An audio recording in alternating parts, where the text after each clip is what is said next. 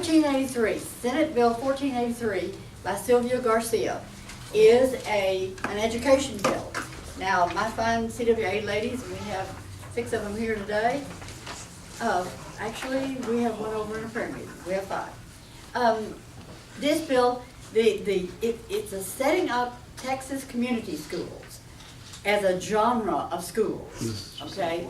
And the idea is we've got 892 failing schools in Texas, so we really need to do something about it. Hey, I agree, you do need to do something about it.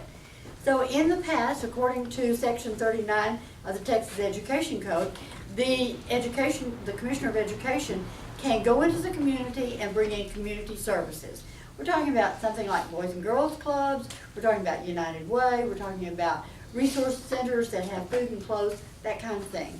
And the appropriateness of that commissioner of that community organization is determined by the commissioner.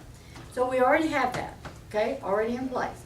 But this bill kind of takes that out because it establishes another whole new genre of schools called the Texas Community Schools, and it provides for the community services to come in. So in the repurposing or the reorganization of failing schools, what they do is they go out into the community and they start enlisting services to come in and help these children. Now, most of the areas with low-performing schools or failing schools have linguistic problems. Children don't speak English. They have low-income problems. They have single mothers with multiple children and low income to the fact they're not fed.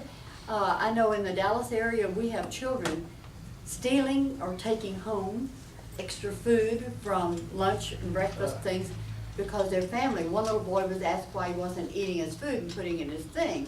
He said, well, this is going to be my family's supper at night. So there's some really critical stories, so I'm not downing the part of bringing in community services to help in the failing schools area. We desperately need to do that. However, the bad part of this bill, so they call in early childhood education, which would be daycare centers and things like that. We have after school and summer academic and enrichment programs, okay. College and career preparation, no problem with that. Service learning opportunities, there is always in any one of these things an ability for excesses, you understand that. But we get down to number 7 and it's health and social services for students and their families. Whoa, no. Here's why. This is the open door for Planned Parenthood to go in. Where do they put their abortion clinics? Right in the middle of low income districts. So where are they going to move in for these kind of services? They're going to move right in to this. So we are opposed to that. Conservative for America has a little amendment. Probably will not be accepted by the bill's author, but this is our amendment, is that parents have the opportunity to consent for counseling services by health and social services. And if they don't consent, they don't get services. Their children don't get services. So, bad bill if it's not amended. Another bill that you'll want to know something about. How many of you would like to deposit $3 billion in your bank account? Would that be nice? Yeah, it would be nice for me too. I'd love it. So we got a bill that says HB 1759 is going to support public education to the extent of $3 billion more. $3 billion more to the education fund. Okay, we say, well, you could do that, or if you will include in that the taxpayer savings grant bill. Let me remind you what that is.